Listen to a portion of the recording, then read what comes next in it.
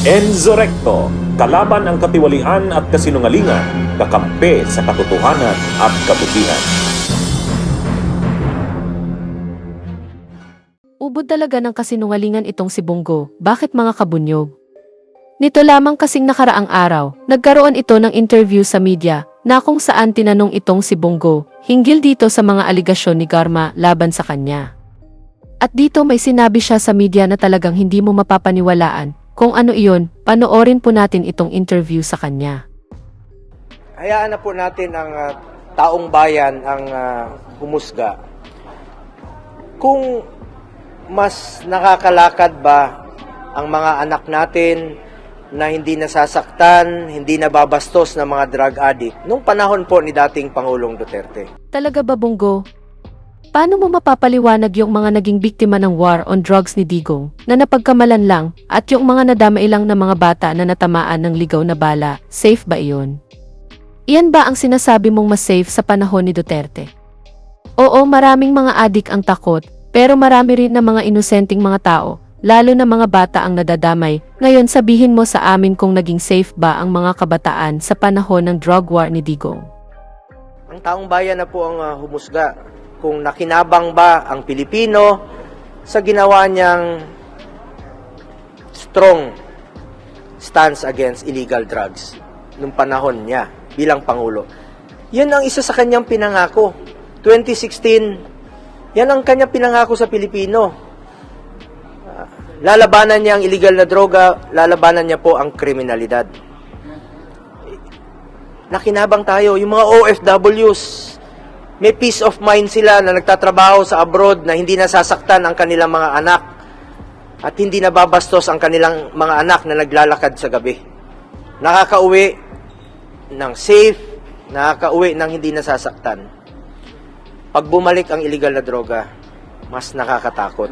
Ginawa niya po ito para sa taong bayan. At dun sa ukol naman sa reward system, wala pong reward system. Full support po si dating Pangulong Duterte sa pulis, sa uniform personnel. In fact, 2018, pinadoble niya po ang sahod ng pulis, military, uniform personnel. Pinaghirapan natin yon, pinaglaban natin yon para magampanan pa nila ang kanilang trabaho. Nadoble po ng 2018 ang sahod nila sa mga entry position. Full support.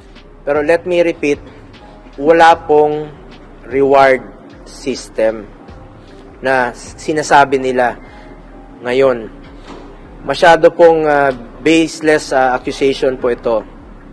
At ako naman po, senador na po ako 2019 po ako naging senador. Resign na po ako October of 2018 nung tumakbo po ako bilang senador at wala na po akong kinalaman sa day-to-day operation ng President Rodrigo Duterte. At hindi naman maiwasan, panahon ng pandemya, nandyan po ako sa tabi niya, tinututukan natin paano natin malampasan yung pandemya at hindi ko naman po kinakaila sa inyo na malapit po ako sa kanya at parati ko siyang sinasamahan in my own personal capacity. Pero wala pong reward system na umiiral sa kanyang opisina. Sinusuportahan niya po ang kapulisan kung anong pwede niyang isuporta para magampanan po nila ang kanilang tungkulin. Sa totoo lang po, ulitin ko, kahit na 2018, wala na po ako sa Office of the President. Wala pong pinapairal na reward system ang Office of the President o si dating Pangulong Duterte. Salamat po. Sir, may stop kayo na moving. Anong role niyo dun sa buong war on drugs? Wala po akong role, hindi ko po mandato ang war on operational yung operations ng war on drugs. Wala po akong kinalaman at hindi ko po mandato yan. Ang trabaho ko noon, nasa executive order, engagement ng presidente. Hindi naman po maiwasan na ako yung tinatawag parati ng presidente. Halika rito, i-arrange mo mga meetings.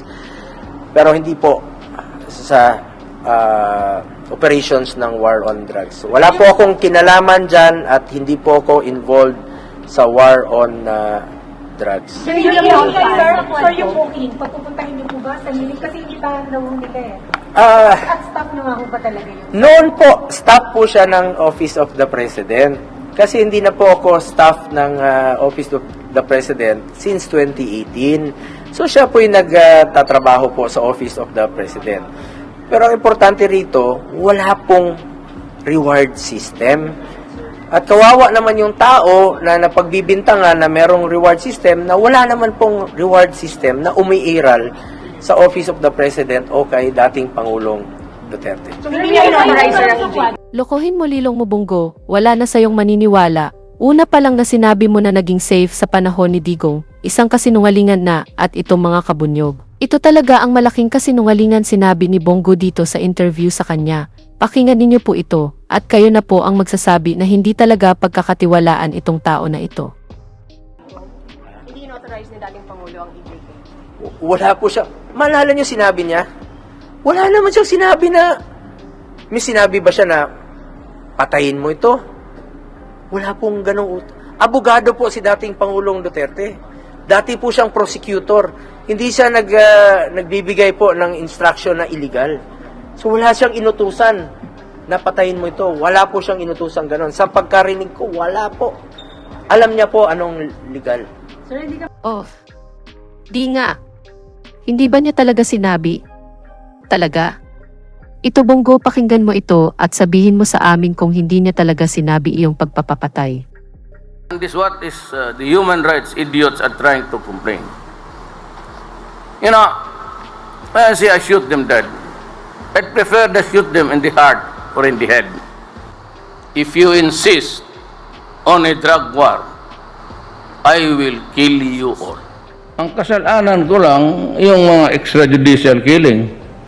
Eh, yung extrajudicial killing naman, itong mga ulo, lalo na yung itim na, sinan? He goes in and out of the Philippines. Patay na to. Well, somebody should tell him that he is wanted. Ito naman to, hindi naman ito talagang wanted because we have to add our evidentiary thing. But they would be considered persons of interest. Now, ito si Peter Lim, according to the Chief PNP, he goes in and out of the Philippines from China.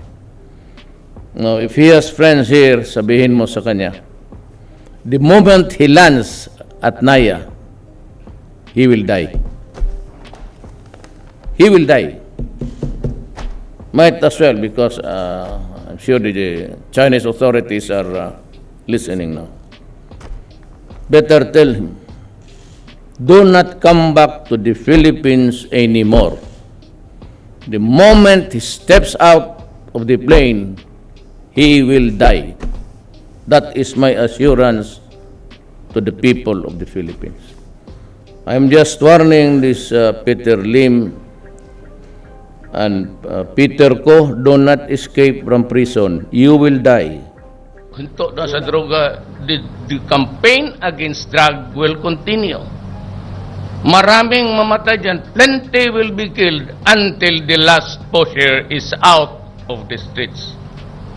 Until the drug manufacturer is killed, we will continue and I will continue. Yan Bongo, ipaliwanag mo nga iyan mga sinabi niya. So wala pala siyang inutos na pumatay. Yan huling-huli ka na sa iyong pangsisinungaling. Oo, aaminin namin na nabawasan talaga ang mga adik at pusher dito sa bansa. Pero ang tanong, kailangan ba yan? Bakit hindi na lang sila ikulong na lang at hayaan na lang silang pagdusahan ang kanilang ginawang kasalanan sa kulungan? At sa totoo, wala talagang nagawang mabuti ang drug war ni Digong. Bakit? Kasi, hindi lang mga masasmang tao ang namatay, pati na rin mga inosenteng mga kabataan, bata at iba pa na nadamay lang, napagkamalan at napagbintangan lang na hindi man lang dumaan sa tamang proseso ng batas, kasi ang palaging nasa isip ni Duterte ay puro pagpatay. Diba? Sige po mga kabunyog, dito na lang po ang aking topic. Mabuhay po kayo. Planong salita na ang ibig sabihin dito ay ang pagkakaisa. Bunyog Party List. Halika na, Bunyog Party List ka na. Halika na, Bunyog Party List ka na. Sa susunod, ang atinang suportahan, Bunyog Party List, nagtataguyod ng katotohanan, lumalaban para sa bayan.